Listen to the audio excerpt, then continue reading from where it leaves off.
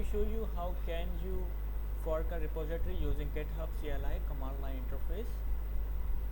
So first of all, you will need the link to that repository you would like to fork.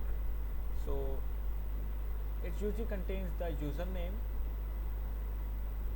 and the project name or the repository name.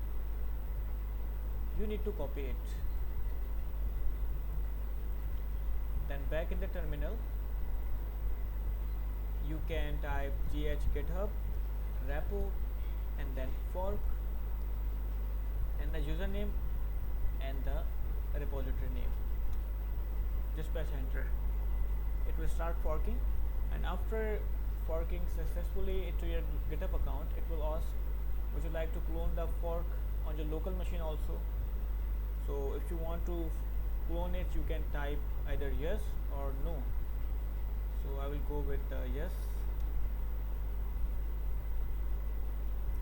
So it will clone that specific repository into my machine. Let's check this out.